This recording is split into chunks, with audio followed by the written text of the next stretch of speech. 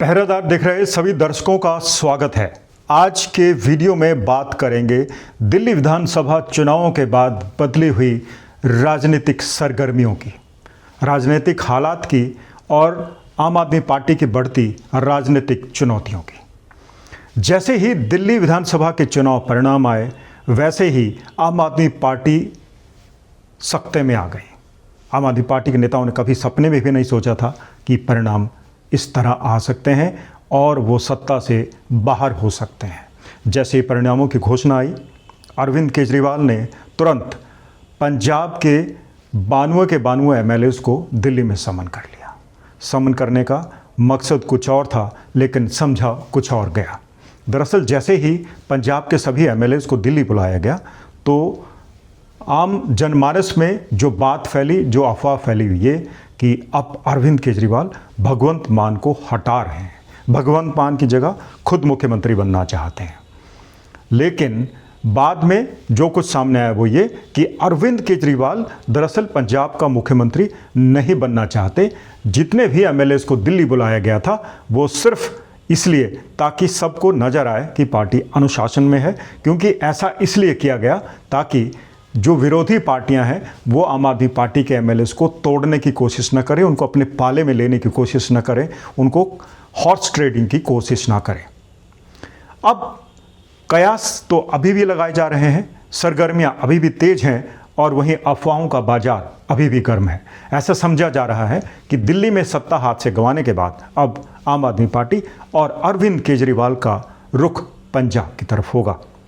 पंजाब में पार्टी की सरकार है और अभी सरकार को बने 3 ही साल हुए, 2 साल का समय और बचा है, तो करेक्शन की काफ़ी उम्मीद है और गुंजाइश भी।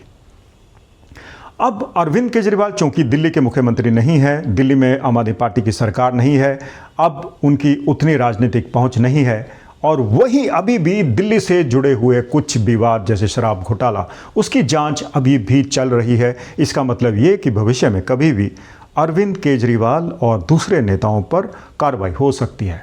कार्रवाई पहले भी हुई थी शराब घोटाले के मामले में, लेकिन फिर उसका राजनीतिक फ़ायदा भी उठाया गया था। खूब धरने प्रदर्शन हुए थे, जनमानस को, जनता को ये बताने की कोशिश की गई थी कि अरविंद केजरीवाल को फंसाने की कोशिश की जा रही है, आम आदमी पार्टी को बदनाम करने की कोशिश की जा रही है।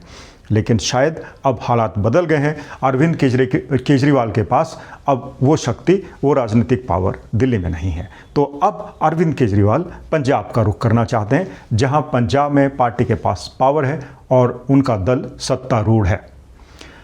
सवाल ये उठता है कि अगर अरविंद केजरीवाल को मुख्यमंत्री नहीं बनना है तो वो क्या करेंगे? क्या वो मुख्यमंत्री के पैरेलल कोई एक पद क्रिएट करके बैठना चाहते हैं, जैसे पहले किया गया था एडवाइजरी बनाकर, या फिर पार्टी अरविंद केजरीवाल को विधानसभा के बजाय राज्यसभा भेजना चाहती है?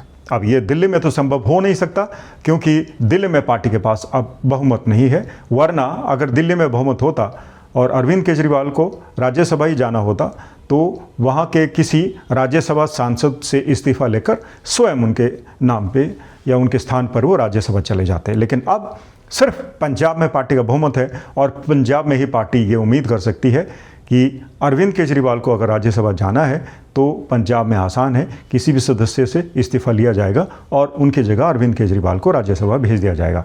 उसका दूसरा फ़ायदा अरविंद केजरीवाल को ये रहेगा कि उनके कुछ संवैधानिक अधिकार जो सांसदों के लिए होते हैं वो उनके पास आ जाएंगे और किसी भी एजेंसी को अगर किसी भी मामले में कोई इन्वेस्टिगेशन करनी है, जाँच करनी है, तो एक मुश्त वो अरविंद केजरीवाल पर हाथ नहीं डाल पाएगी। उसके लिए उसकी सरकार की मंजूरी लेनी पड़ेगी या अथॉरिटीज़ कंसर्न की मंजूरी लेनी होगी।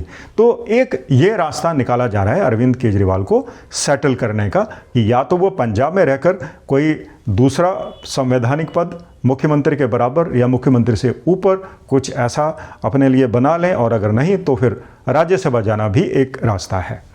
ये तो बात हो गई अरविंद केजरीवाल की सेटलमेंट की, उनके पुनर्स्थापन की और उनको एक राजनीतिक शक्ति देने की।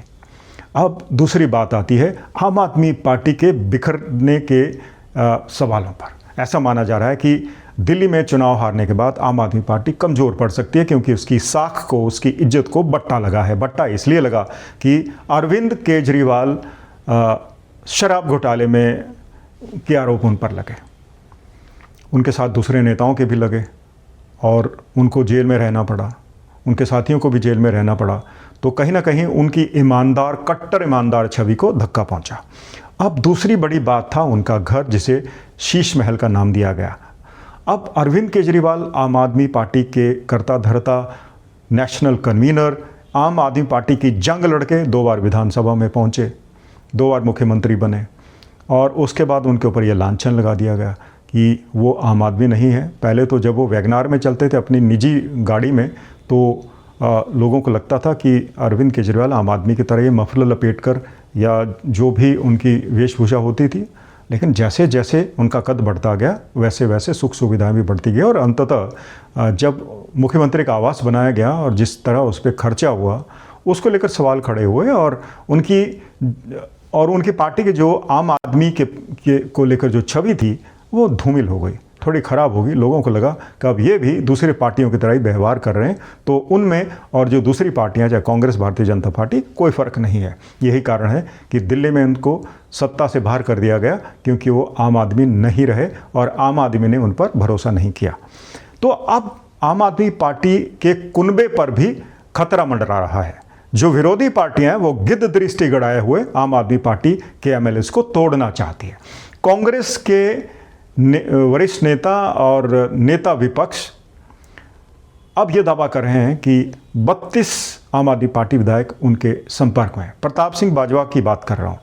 प्रताप सिंह बाजवा का यह दावा एक बार नहीं, कई बार सामने आ चुका है। राष्ट्रीय मीडिया चैनल्स पर भी वो ये दावा कर चुके हैं और कई जगह कर चुके हैं।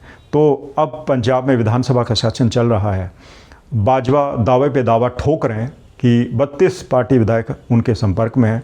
वहीं आम आदमी पार्टी भी बचाव की मुद्रा में है।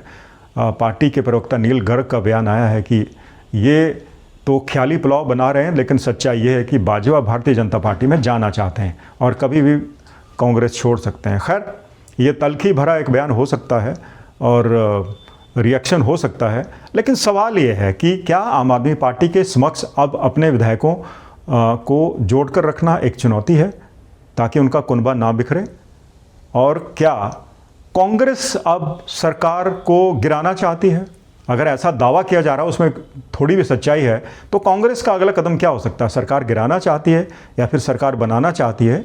ये सवाल है। और दूसरी बड़ी बात है कि कांग्रेस भले ही आम आदमी पार्टी के विधायकों को तोड़ने की कोशिश करे या कुछ भी करे, लेकिन कांग्रेस का अपना कुनबा भी बिखरा हुआ है।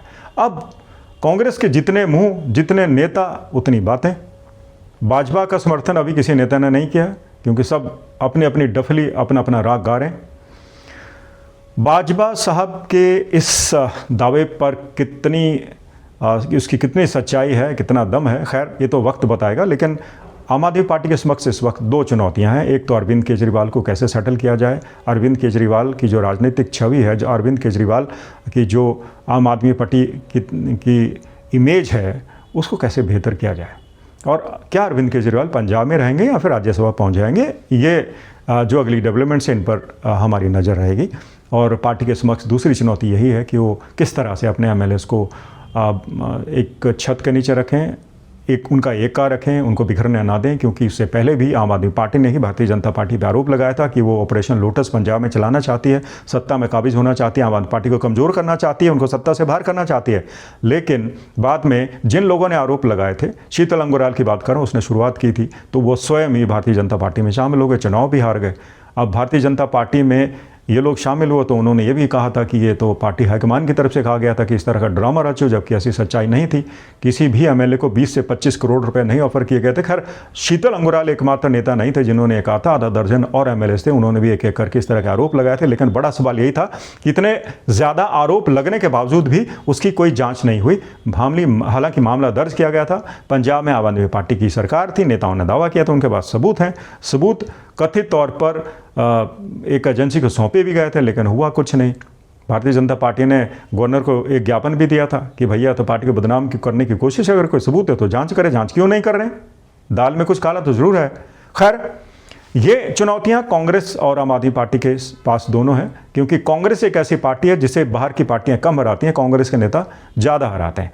हरियाणा का आप किस्सा ले लीजिए, दिल्ली का ले लीजिए, पंजाब में भी ऐसा ही हुआ। कांग्रेस सत्ता से बाहर है, तो कांग्रेस अगर सत्ता से बाहर है तो उसका बड़ा कारण यह है कि उसके भीतर बिखराव है, और जब तक बिखराव ख़त्म नहीं होगा, जब तक कांग्रेस के नेता एकजुट नहीं होंगे, तब तक वो सत्ता में काबिज नहीं हो सकते, क्योंकि वो उनके नेता उन्हीं के नेताओं के खिलाफ चुनाव लड़ लेते हैं, उनको हरा लेते हैं। तो पंजाब की राजनीति में फिलहाल कोई भूचाल नहीं आने वाला। स्वयं भारतीय जनता पार्टी के नेता भी ये दावा कर रहे हैं कि आम आदमी पार्टी की सरकार अपना कार्यकाल पूरा करेगी।